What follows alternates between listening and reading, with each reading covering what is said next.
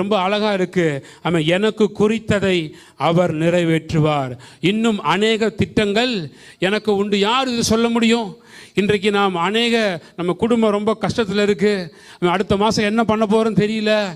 அடுத்து என்ன பண்ண போகிறேன், என் குடும்பம், என்னுடைய வாழ்க்கை எதிர்காலம் என்ன, என்னுடைய பிள்ளையின் எதிர்காலம் என்ன, என்னுடைய கணவனின் எதிர்காலம் என்ன, என்னுடைய குடும்பத்தின் எதிர்காலம் என்ன, அடுத்து என் பிள்ளை இப்போ 10th படிக்கிறா, +2 படிக்கிறா, என்ன பண்ண போகிறேன் அப்படின்னு நீங்கள் யோசிச்சுட்டு இருக்கிற பொழுது இந்த விசுவாசம் உங்களுக்கு இருக்கும் என்று சொன்னால், யோபு பாருங்கள், இவ்வளவு போராட்டமான காலத்தின் மத்தியில் அவன் சொல்கிறான், எனக்கு குறித்திருக்கிறதை அவர் நிறைவேற்றுவார். ஹல்லேலூயா.